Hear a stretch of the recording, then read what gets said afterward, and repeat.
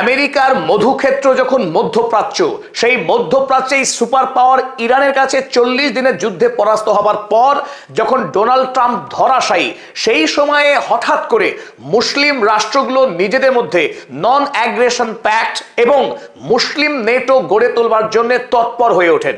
এমনকি ইরানের রাষ্ট্রপতি মাসুদ পেজেশকিয়ান খোদ পাকিস্তানের ইসলামাবাদে উড়ে গিয়ে এই মুসলিম নেটোর কাজকে এক ধাপে অনেকখানি এগিয়ে নিয়ে যান। আর যখন মুসলিম নেটোর নেতৃত্বে ইরান সবার আগে এগিয়ে আসতে শুরু করে, তখনই ডোনাল্ড ট্রাম্প ব্যস্ত হয়ে পড়েন যে কোনো মূল্যে এই মধ্যপ্রাচ্যের মুসলিম রাষ্ট্রগুলোকে ঐক্যবদ্ধ হতে না দিতে। কারণ যদি মুসলিম রাষ্ট্রগুলো একবার ঐক্যবদ্ধ হয়ে যায়, পশ্চিমী দুনিয়ার শোষণ ক্ষেত্র মধ্যপ্রাচ্যের তেল গ্যাস শোষণ করা যে ঐতিহ্য অতীতকাল থেকে আমেরিকা এবং ইউরোপ করে আসছিল, সেই শোষণের ইতি পড়বে। তাই ডোনাল্ড ট্রাম্প একদিকে ইরানের সঙ্গে যুদ্ধে হারার গ্লানিকে ভোলার জন্য নতুন করে ইরানের বিরুদ্ধে যুদ্ধ করবার জন্য যখন তৈরি হচ্ছে, এবার আটঘাট বেঁধে ডোনাল্ড ট্রাম্প নামতে শুরু করলেন। প্রথমেই এই মুসলিম ঐক্যের যে বীজ, মুসলিম ঐক্যের যে চারা গাছ মাথা তুলে দাঁড়াবার চেষ্টা করেছিল, তাকেই প্রথমে দুমড়ে মুচড়ে দিলেন ডোনাল্ড ট্রাম্প। ইরানের সুপার পাওয়ার হওয়া আটকাতে ডোনাল্ড ট্রাম্প একে একে তুরস্ক, সৌদি আরব এবং ইরাকের উপরে ঘা মারতে শুরু করে। তাদেরকে নতুন নতুন প্রলোভন দিয়ে ইরানের কাছ থেকে তাদেরকে সরাতে শুরু করে ডোনাল্ড ট্রাম্প। আর এই খেলাতে প্রথম বলি হন তুরস্কের লোভী শাসক এরদোয়ান। তিনি ডোনাল্ড ট্রাম্পের পিছনে ম্যা করতে শুরু করে দেন F-35 ফাইটার জেট পাওয়ার জন্য। ওদিকে সৌদি আরবের MBS মোহাম্মদ বিন সালমান সুদীর্ঘ কাল ধরে লালায়িত পারমাণবিক শক্তি তৈরি করবার জন্য, পাশে ইরান যখন সাই সাই করে এগিয়ে যাচ্ছে পারমাণবিক শক্তি নিয়ে এবং সীমাহীন মিসাইল এবং ড্রোন শক্তি তৈরি করে, তখন ভেতরে ভেতরে মোহাম্মদ বিন সালমান তিনিও চাইছিলেন একটা কিছু হোক আমেরিকার সঙ্গে গাঁটছাড়া বেঁধে। আর সেই সুযোগে ডোনাল্ড ট্রাম্প তাকেও বধ করলেন পারমাণবিক চুক্তির নামে। পড়ে রইল ইরাক, যে ইরাক আমেরিকার আগ্রাসনের সব থেকে ভয়ঙ্কর বলি হয়েছে। 2003 সাল থেকে যে সোনার দেশ ইরাককে তছনছ করে দিচ্ছে আমেরিকা, সেই আমেরিকার রাষ্ট্রপতির আমন্ত্রণে 5 দিন সফর করলেন ইরাকের প্রধানমন্ত্রী। আর ওই 5 দিনেই তাকে যেটুকু টুপি পরাবার ডোনাল্ড ট্রাম্প টুপি পরিয়ে দিলেন। আর যখন একের পর এক মধ্যপ্রাচ্যের রাষ্ট্রগুলোকে ডোনাল্ড ট্রাম্প বোকা বানাতে শুরু করেছেন, তারপরেই শুরু হলো ইরানের বিরুদ্ধে যুদ্ধ, যাকে কূটনৈতিক ভাষায় বলছে ব্রিঙ্কম্যানশিপ। একে একে প্রতিবেশী রাষ্ট্রগুলোকে আমেরিকা পকেটে পুরেছে। তারপর প্রায় মিত্রহীন ইরানের উপরে শুরু হলো সামরিক আগ্রাসন। কিন্তু ইরান আমেরিকার এই কূটকৌশল অনেক আগে থেকেই জানে এবং মধ্যপ্রাচ্যের কোনো রাষ্ট্রকে যে সে পাশে পাবে না, সে বিষয়েও প্রায় অনেকখানি নিশ্চিত ছিল আগে থেকে ইরানের নেতৃত্ব। তাই ইরান কোনো প্রতিবেশী দেশের উপরে ভর করে এই যুদ্ধে আমেরিকার বিরুদ্ধে লড়তে নামেনি। সে বরং নিজের উপরে 100% আত্মবিশ্বাস, দেশের মানুষের দেশের জন্য শাহাদাত বরণ করবার যে আকুতি, এই দেশপ্রেমের শক্তির উপরে ভর করেই ইরান আমেরিকার মতো হানাদার শক্তির বিরুদ্ধে এক শক্তিশালী সংগ্রাম গড়ে তুলেছে। মধ্যপ্রাচ্যের প্রতিবেশী রাষ্ট্রগুলোর উপরে ভর করে ইরান এই যুদ্ধে লড়ছে না, বরং তার নিজের তৈরি মিসাইল এবং ড্রোনের উপরে ভর করেই আমেরিকার মতো হানাদারের বিরুদ্ধে এক শক্তিশালী প্রতিরোধ গড়ে তুলেছে ইরান। আজকের এই আলোচনায় আমরা বুঝে নেওয়ার চেষ্টা করব মুসলিম বিশ্বে যে সম্ভাবনা তৈরি হয়েছিল, যে সীমাহীন আশা জেগেছিল, যে অন্তত অনেক দেরি করে হলেও মুসলিম বিশ্বের রাষ্ট্রনায়কগুলো বুঝতে শিখেছে ঐক্যই একমাত্র শক্তি, আর ঐক্যবদ্ধভাবেই পশ্চিমী দুনিয়ার আগ্রাসনকে তারা প্রতিরোধ করতে পারবে। কিন্তু ডোনাল্ড ট্রাম্প কিভাবে, কোন কোন চালে মুসলিম রাষ্ট্রগুলোর এই ঐক্যকে ভেঙে চুরমার করে দিচ্ছেন, সেটা আমরা আজকে বোঝার চেষ্টা করব। আর এর বদলা হিসেবে ইরান কি কি পন্থা অবলম্বন করছে এই মধ্যপ্রাচ্যের এই দুর্বল ব্যক্তিত্বহীন রাষ্ট্রগুলোকে সোজা করবার জন্য, চলুন আজকের এই আলোচনা আমরা সেটা বোঝার চেষ্টা করি। শুরুতেই আমি আপনাদেরকে স্বাগত করছি, আপনাদের বন্ধু অধ্যাপক আব্দুল হালিম। তবে মূল আলোচনায় ঢোকার আগে চলুন গত 24 ঘন্টার যুদ্ধের চটপট আমরা আপডেটগুলো দেখে নিই। এই দিয়ে আমেরিকার পরপর ইরানের উপরে 10 রাত্রি হামলা চালানো শেষ হলো। গত রাতেও যথারীতি আমেরিকা সেই হরমুজ অঞ্চলে লাগাতার আক্রমণ চালিয়েছে। সেই আক্রমণ ছিল রীতিমতো বিধ্বংসী। ইরানের হরমুজগাউন প্রভিন্সে এই পারস্য উপসাগরের উপকূলবর্তী এলাকায় আক্রমণ চালিয়েছে গত রাতে। উপকূলবর্তী এলাকার ডিফেন্স সিস্টেমের উপরে গতকাল প্রথম আক্রমণ হয়েছে। দুটি ডিফেন্স সিস্টেমে আক্রমণ হয়েছে, আর আক্রমণ হয়েছে 3টে র্যাডার সিস্টেমের উপরে। র্যাডারগুলিকে ধ্বংস করতে চাইছে আমেরিকা যে কোনো মূল্যে, কারণ এই র্যাডারগুলি আমেরিকার জন্য কাল হচ্ছে। র্যাডারের মাধ্যমেই এই পারস্য উপসাগর দিয়ে কোন কোন জাহাজ চলাফেরা করছে কিংবা পার হবার চেষ্টা করছে, সেটাকে খুব সহজেই ইরান শনাক্ত করছে এবং তার উপরে আক্রমণ হানছে। আমেরিকা গত 14 দিন ধরে যে নতুন যুদ্ধ চালাচ্ছে, সেই যুদ্ধের এক এবং একমাত্র টার্গেট এই মুহূর্তে হরমুজকে দখল করা। আর সেই লক্ষ্য নিয়ে আমরা দেখলাম কেশম আইল্যান্ডে গতরাতে বেশ বিধ্বংসী আক্রমণ চালিয়েছে আমেরিকা, বেশ কয়েকটা শক্তিশালী আক্রমণ করেছে। আক্রমণ হয়েছে আবারও বন্দর আব্বাসে মাল্টিপল স্ট্রাইক, বেশ কয়েকটা আক্রমণ হয়েছে এবং এই আক্রমণের লক্ষ্য ছিল কমান্ড সেন্টার, যে আইআরজিসির কমান্ড সেন্টার রয়েছে সেই কমান্ড সেন্টারে আক্রমণ হয়েছে। এবং কেশম আইল্যান্ডের ক্ষেত্রে একটি ড্রোন লঞ্চ সেন্টার, যেখান থেকে ইরানের আইআরজিসি সেনারা শত্রু দেশকে উদ্দেশ্য করে ড্রোন ছুড়ে দেয়, কেশম আইল্যান্ডের সেই ড্রোন উৎক্ষেপণ কেন্দ্রেই আক্রমণ চালিয়েছে আমেরিকা গতকাল রাতে। আর মার্কিন আগ্রাসনের পরপর যথারীতি ইরানের আইআরজিসি এবং ইরানের এরোস্পেস যে সেনাবাহিনী তারাও আক্রমণ হেরেছে বাহরাইন এবং কুয়েতে। মূলত বাহরাইনকে পাখির চোখ করা হয়েছিল আজকে। বাহরাইনের উল্লেখযোগ্যভাবে অ্যামাজনের ডেটা সেন্টার, অ্যামাজন কোম্পানি তথা আমেরিকা এবং বাহরাইন উভয় দেশের জন্য একটি গুরুত্বপূর্ণ কেন্দ্র, যেটা তথ্য কেন্দ্র, সেই তথ্য কেন্দ্রে আজ ইরান আক্রমণ করেছে। এবং সামরিক ক্ষেত্রগুলি দেখা হয় তাহলে দেখা যাবে আল শাকির এয়ারবেস, বাহরাইনের এই আল শাকির এয়ারবেসের একটি জেট প্রিপেয়ারিং ফ্যাসিলিটি এবং জেট হ্যাঙ্গার দুটোর উপরে আক্রমণ চালানো হয়েছে। আর সালমান পোর্ট, বাহরাইনের একটি সামুদ্রিক বন্দর, এই সালমান বন্দরের যে ডিফেন্স সিস্টেম রয়েছে র্যাডার, সেই র্যাডার আক্রমণ চালানো হয়েছে। এমনকি বাহরাইনে যে আমেরিকার ফিফথ ফ্লিট রয়েছে সেখানেও আক্রমণ চালিয়েছে ইরানের সেনারা। সেটা আমরা দেখে নিই কুয়েতের কোথায় কোথায় আক্রমণ করেছে আইআরজিসি সেনারা। কুয়েতের ক্যাম্প আরিফজান ইতিমধ্যেই বিধ্বস্ত। এই ক্যাম্প আরিফজান, সেই আরিফজানের যে ডিফেন্স সিস্টেম তার ব্যাটারিতে আক্রমণ করেছে এবং স্যাটেলাইট অ্যারে বা অ্যান্টেনা। ক্যাম্প আরিফজান একরকম গুড়িয়ে দিয়েছে ইরান, তার যেটুকু অবশিষ্ট আছে তার উপরেও আক্রমণ চলছে এই মুহূর্তে। কুয়েতের একটি বিদ্যুৎ কেন্দ্রেও আক্রমণ চালিয়েছে নতুন করে আজ ইরান। তবে উল্লেখযোগ্য আজ আবারও হরমুজ প্রণালী দিয়ে পার হতে চাওয়া দুটি জাহাজকে ইরান আজ সিজ করে নিয়েছে, অর্থাৎ ইরান তার নিয়ন্ত্রণে নিয়েছে দুটি জাহাজকে। অপরদিকে আরো একটি কমার্শিয়াল ট্যাঙ্কার, তেলবাহী একটা বাণিজ্যিক জাহাজ, সেই বাণিজ্যিক জাহাজ যারা ইরানের অনুমতি ছাড়াই এই হরমুজ প্রণালী পার হবার অপচেষ্টা করছিল, তাকেও আক্রমণ করেছে ইরান।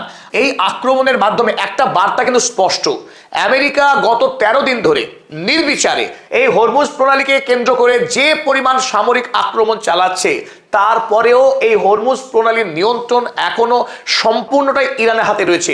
তার প্রমাণ কিন্তু বারবার ইরান দিচ্ছে যে ইরানের উপরে যতই তুমি আক্রমণ করো, হরমুজ প্রণালী দখল করা তোমার কাজ নয়। চলুন এবার ফিরে আসা যাক আজকের মূল আলোচনায়। যে কথা বলছিলাম যে মুসলিম রাষ্ট্রগুলোর মধ্যে তৈরি হতে যাওয়া যে ঐক্য, যে ঐক্য তৈরিকে ঘিরে গোটা মুসলিম বিশ্বের সাধারণ মানুষ আশায় বুক বেঁধেছিল।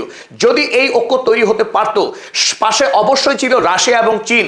রাশিয়া, চীন, ইরান একাধারে পৃথিবীর বিকল্প একটা শক্তি মেরু। আর সেই মেরুর সঙ্গে যদি ইসলামিক রাষ্ট্রগুলো যথা সৌদি আরব, তুরস্ক, কাতার, মিশর, পাকিস্তান এহেন রাষ্ট্রগুলো যদি ঐক্যবদ্ধ থাকতে পারে, তাহলে মধ্যপ্রাচ্যকে আর আমেরিকা কোনোদিনও শোষণ ক্ষেত্র বানিয়ে রাখতে পারতো না। আর মধ্যপ্রাচ্যে যে বর্বরচিত গণহত্যা চলছে, যে গণহত্যা থামানো এই সময় জন্য সবচাইতে বড় দাবি। বিশেষ করে গাজাতে যে নিরীহ শিশুদের হত্যা চলছে, সাধারণ মানুষকে যেভাবে প্রতিদিন এই গণহত্যাকারী ইসরায়েলি সেনারা খুন করছে, সেই হত্যার বন্ধ হওয়া দরকার ছিল। বন্ধ হওয়া দরকার ছিল লেবাননের ইসরায়েলি বর্বরতা। কিন্তু মুসলিম রাষ্ট্রগুলো ঐক্যবদ্ধ না হওয়ার কারণেই আমেরিকা এতদিন ধরে এই রাষ্ট্রগুলোকে নিজেদের মধ্যে লড়াই লাগিয়ে রেখেছে এবং এই লড়াইয়ের সুযোগ নিয়ে আমেরিকা এবং ইসরায়েল গোটা মধ্যপ্রাচ্য ব্যাপী শোষণ এবং গণহত্যার এক ত্রাস তৈরি করে রেখেছে।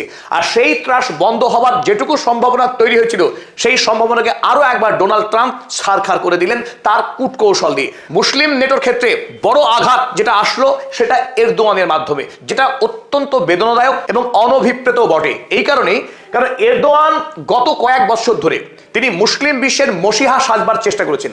ইসরায়েলের বিরুদ্ধে এত ঘন ঘন তিনি কমেন্ট করেছেন যাতে মনে হয়েছে আজই ইসরায়েলে গিয়ে বোমা মেরে গোটা দেশটাকে ধ্বংস করে ফেলবেন এই মসিহা এরদোয়ান।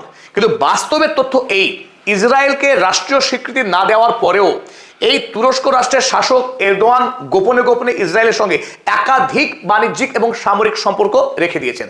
ইসরায়েলের প্রয়োজনীয় জ্বালানি, বিপুল পরিমাণে তেল রপ্তানি, এমনকি তার বন্ধু রাষ্ট্র আজারবাইজানকে ইসরায়েলকে তেল বিক্রি করতে বাধ্য করার কাজ, তার সঙ্গে সামরিক লেনদেন চালিয়ে যাওয়া, সবই করছেন গোপনে। আর বাইরে বাইরে তিনি ইসরায়েলের বিরুদ্ধে প্রতিদিন হুমকি দিচ্ছেন। তিনি এমনকি ফলাও করে বললেন যে গ্রেটার তুরস্কের পার্ট বানাবেন তিনি ইসরায়েলকে। ইসরায়েলকে আর গ্রেটার ইসরায়েল বানাতে দেবেন না, বরং তিনি ইসরায়েলকে কবজা করে নিয়ে গ্রেটার তুরস্কের পার্ট বানাবেন। শুনতে কি অসাধারণ।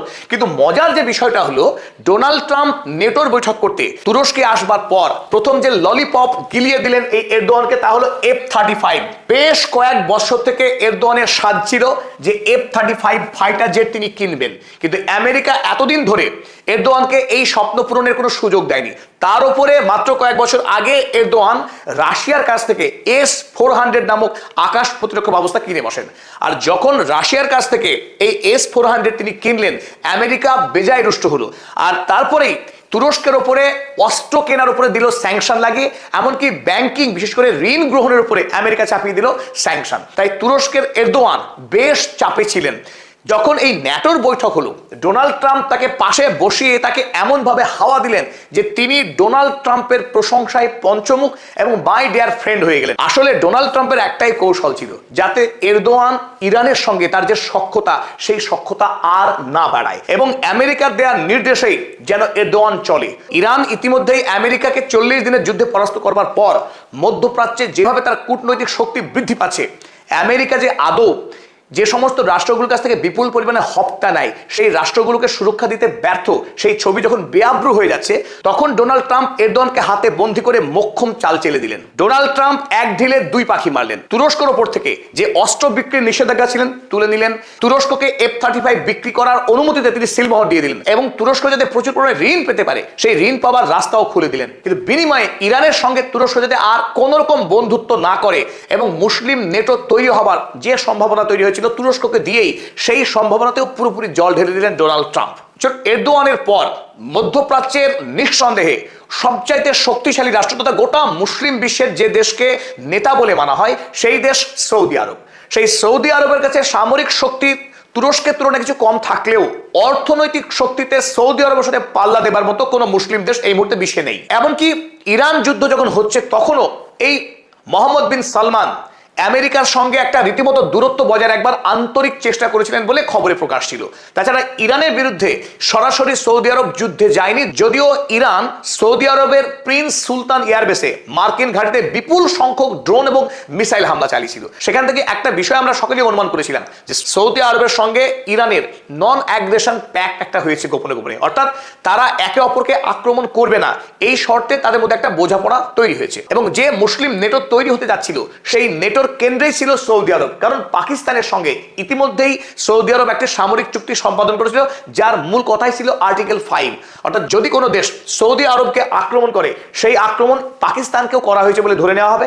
অপরদিকে পাকিস্তানে যদি কোনো দেশ আক্রমণ চালায়, সেই আক্রমণ সৌদি আরবের উপরে হয়েছে বলেও ধরে নেওয়া হবে। সেই চুক্তি যেহেতু ইতিমধ্যেই করেছে সৌদি আরব, তাই পরবর্তীকালে পাকিস্তান সৌদি আরবের সাথে একাধিক রাষ্ট্র ধীরে ধীরে যুক্ত হয়ে এই নেটোর ভাবনাটা পূর্ণাঙ্গ হবে বলেই মনে হয়েছিল।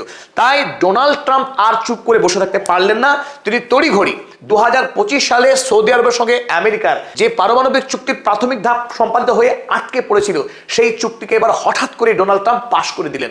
গতকাল অর্থাৎ 20 জুলাই ডোনাল্ড ট্রাম্পের নির্দেশে এতদিন ধরে অচল হয়ে পড়ে থাকা চুক্তি হঠাৎ করে সচল হয়ে গেল।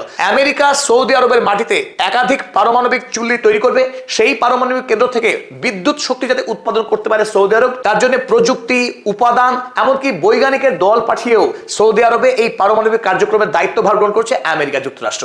এত বড় দরাজ যদি হয় আমেরিকা, তখন কি মোহাম্মদ বিন সালমান আর ইরানের সঙ্গে বন্ধুত্ব রাখতে পারে? না, আমেরিকা সেই বন্ধুত্ব রাখতে দেবে? তাই মুসলিম ঐক্য তৈরি হওয়ার ক্ষেত্রে এটা একটা বড়সড় আঘাত। এমনকি ডোনাল্ড ট্রাম্প সৌদি আরবকে হাতে করবার জন্য এতখানি অগ্রসর হয়েছে যে আগামী দিনে সৌদি আরব যাতে পারমাণবিক অস্ত্র তৈরি করতে না পারে, তার জন্যও কোনো ক্লজ রাখেননি এই আইনে। মিডল ইস্ট আই লিখছে, US green light Saudi nuclear enrichment without সেফগার্ডস।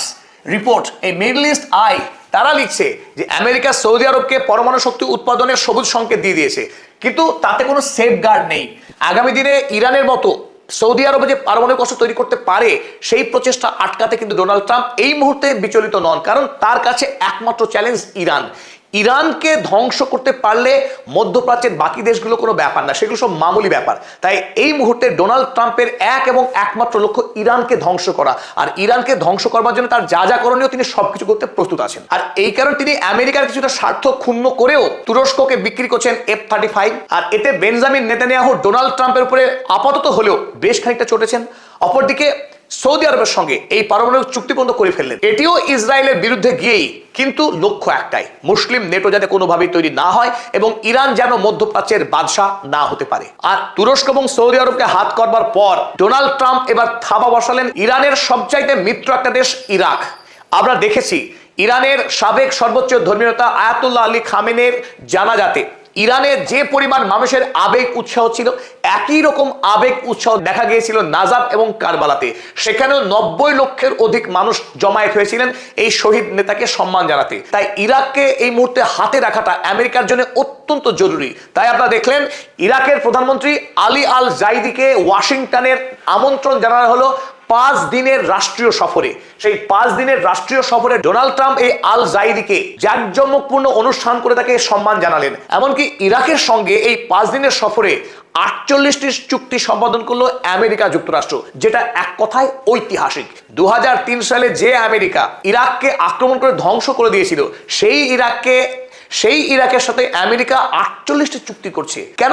তার একটাই কারণ, যাতে ইরাকের সাধারণ মানুষ দলে দলে গিয়ে ইরানের সৈন্যবাহিনীর সঙ্গে মিলে যেতে না পারে। ইরানকে বিচ্ছিন্ন করে দুর্বল রাখবার জন্যই এটা একটা চেষ্টা। ইরানের সঙ্গে ইরাক সব থেকে বেশি ল্যান্ড বর্ডার শেয়ার করে, তাই এমনকি ইরাক এবং ইরানের মানুষ তারাও ভ্রাতৃপ্রতিম, একে অপরের সাথে গভীর সম্পর্ক বজায় রেখে চলে। তাই এই মুহূর্তে ইরাকের সরকারকে হাতে রাখাটা আমেরিকার জন্য অত্যন্ত জরুরি। ওদিকে আল জাইদি তিনিও, যেহেতু ইরাক এখন একটা অস্থির দেশ অর্থনৈতিকভাবে এবং সামরিকভাবে, এখনো নিজের পায়ে শক্তিশালীভাবে দাঁড়াতে পারেনি, তাই যে আমেরিকা ইরাককে খুন করেছে সেই খুনির পায়ে পড়ে বলছে আমাকে রক্ষা করো। এক নির্লজ্জ ইতিহাস তৈরি করলেন ইরাকের প্রধানমন্ত্রী Ali Al Zaidi. Iraq US sign 48 agreements during PMs visit. ভারতের বিখ্যাত সংবাদপত্র দা হিন্দু তারা খবর করেছে যে ইরাক এবং আমেরিকার মধ্যে এই চুক্তির কথা। আর এর ফলে আমেরিকা প্রথমে তুরস্ক, পরে সৌদি আরব এবং তার সাথে ইরাক, এই 3টে দেশকে ইরানের থেকে দূরে এনে মুসলিম নেটো তৈরি হবার যে সম্ভাবনা শুরু হয়েছিল, সেই সম্ভাবনায় রীতিমতো জল ঢেলে দিলেন এবং ইরানকে দুর্বল করার সব রকম চেষ্টা আমেরিকা কিন্তু এই মুহূর্তে করে যাচ্ছে। একদিকে সামরিক আক্রমণ, অন্যদিকে মিত্র দেশগুলোর কাছ থেকে সরিয়ে নেওয়া। কিন্তু ইরান কি আদৌ আমেরিকার এই কূটকৌশলে ভীত? মোটেই নয়। আমেরিকার এই চালগুলোকে ভোতা করবার জন্য ইরানও চেলে দিয়েছে আরো শক্তিশালী দামার চাল। প্রথম যে চাল ইরান চেলেছে তা হলো গতকাল ইয়েমেনের হুথি, যারা ইরানের প্রক্সি গ্রুপ, সেই হুথি এই বাব আল মান্দাব আপনারা প্রত্যেকেই জানেন একটা সংকীর্ণ চোক পয়েন্ট। এই বাব আল মান্দাবের মধ্য দিয়েই লোহিত সাগরে জাহাজ প্রবেশ করে। আর এই বাব আল মান্দাবের মাধ্যমে সৌদি আরব বিপুল পরিমাণে ব্যবসা করে। সৌদি আরবের তেল রপ্তানির একটা বড় অংশ হয়ে থাকে এই বাব আল মান্দাবের মধ্য দিয়ে।